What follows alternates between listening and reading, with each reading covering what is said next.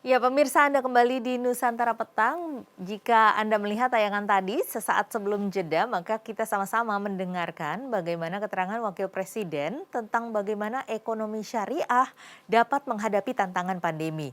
Dan Indonesia berpeluang menjadi negara ekonomi syariah terbesar di dunia. Untuk membahas mengenai ekonomi syariah, saat ini kita akan membahasnya lebih jauh di Dialog Nusantara Petang.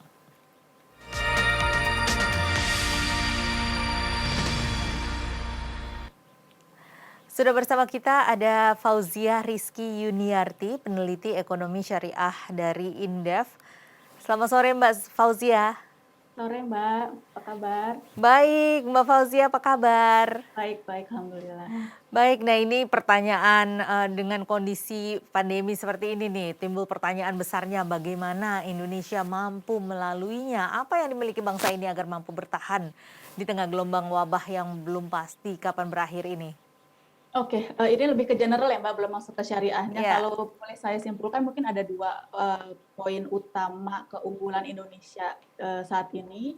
Pertama, kita masyarakat middle income-nya itu sedang growing, termasuk milenial ya di dalamnya.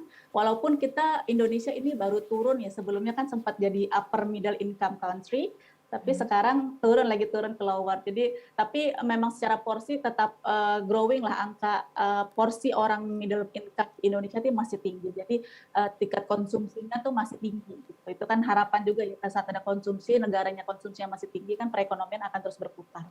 Dan yang kedua adalah kedermawanan. Jadi Indonesia ini dinobatkan sebagai negara dengan tingkat kedermawanan, atau masyarakat Indonesia ini masyarakat yang paling dermawan di dunia.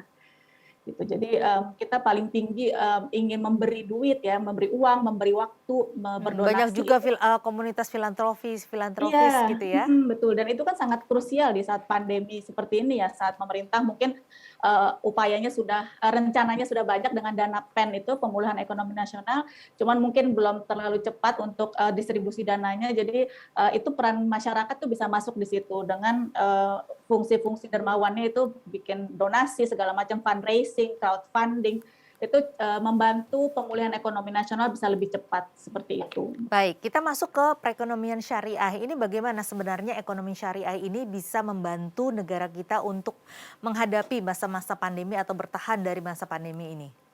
Oke, kalau melihat dari dasar dari konsep syariah itu kan ada namanya risk sharing. Jadi kita berbagi risiko. Misalnya investornya investasi di sebuah bisnis, bisnisnya rugi, seperti pandemi ini kan pasti banyak bisnis yang rugi ya. Nah, bisnisnya rugi ya investornya juga rugi. Jadi itu risk sharing, kita berbagi risiko di situ. Apa yang diterima investor, return-nya itu sama dengan apa yang terjadi di sektor real. Jadi itu yang konsep di bank syariah, ekonomi syariah yang memang berbeda dengan ekonomi konvensional ya, berbeda di situ ada konsep risk sharing itu. Kemudian aset-asetnya juga tidak mengandung aset yang beracun gitu istilahnya ya. Beracun itu seperti aset-aset derivatif. Jadi nggak menjual hal-hal transaksi keuangannya tuh bukan jual sesuatu yang bodong gitu. Jadi harus ada underlying asetnya. Jadi hal-hal yang seperti penyebab subprime mortgage di Amerika 2008 itu tidak mungkin terjadi kalau itu di ekonomi syariah, karena harus ada underlying asetnya. Nah, kemudian kalau begitu siapa yang menjadi target paling potensial untuk perkembangan industri ekonomi syariah ini?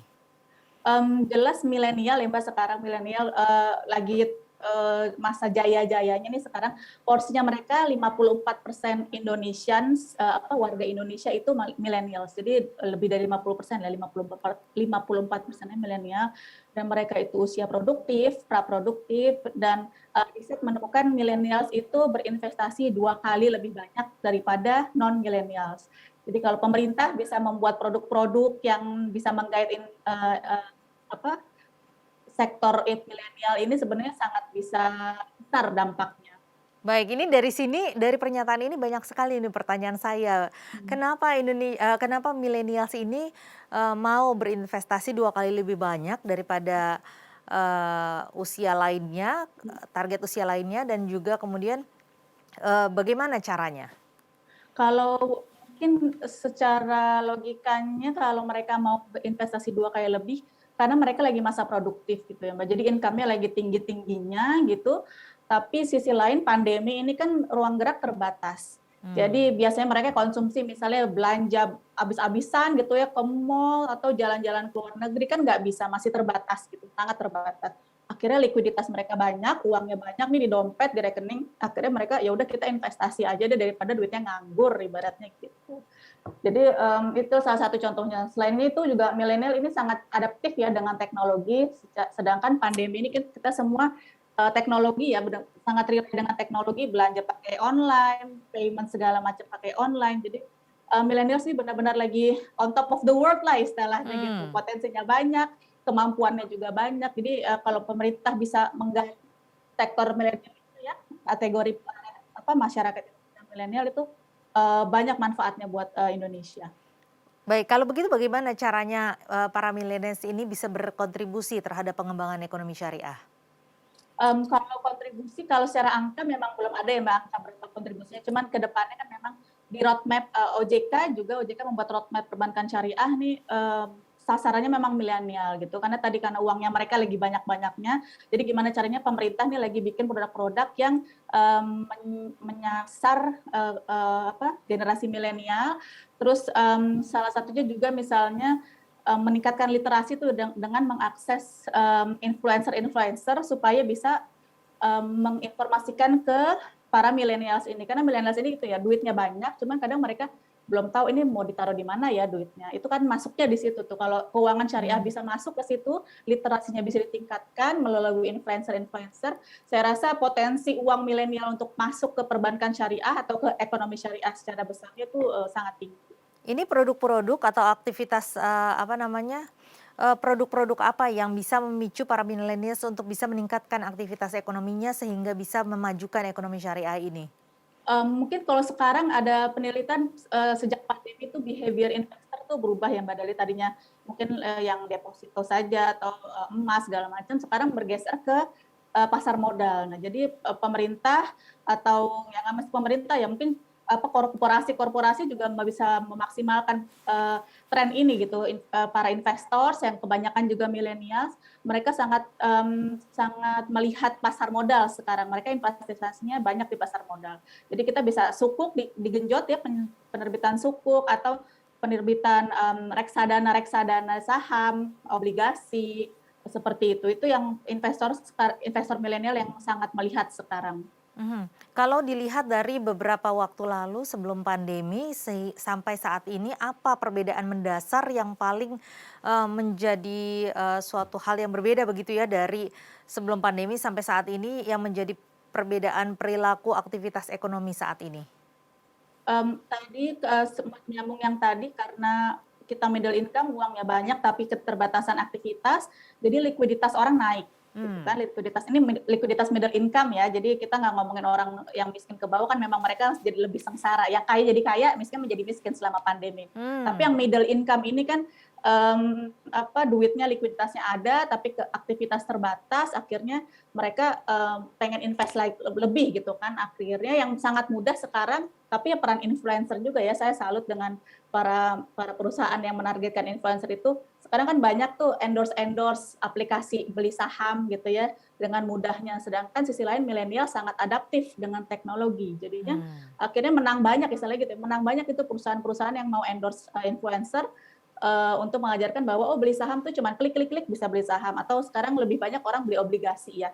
Trennya kan secara bunganya bunga obligasi itu lebih kompetitif lah dibanding dibanding instrumen yang lain gitu. Jadi Hmm. itu sih, Mbak.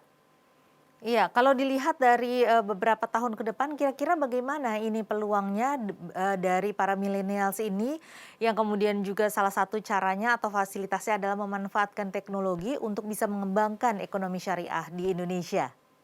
Iya, pasti harus teknologi gitu. Kayaknya Mmm. sekarang kalau nggak bisa adaptif dengan teknologi, itu seleksi alam mereka akan musnah gitu ya ibaratnya. Jadi apapun bisnisnya harus adaptif dengan teknologi supaya bisa menggait juga milenial yang potensinya besar ini. Jadi memang ke depannya ekonomi secara general ataupun ekonomi syariah haruslah menargetkan produk apapun tuh menggunakan teknologi. Jadi mau P2P, P2P lending syariah ya pasti pakai fintech kan. Cuman kan akhirnya bagaimana supaya lebih cepat sampai ke masyarakat, ke millennials, saya rasa peran influencer juga penting. Jadi influencer tuh nggak mesti selebgram yang terkenal gitu ya, maksudnya influencer influencer dalam hal agama, contohnya kiai-kiai itu kan juga penting.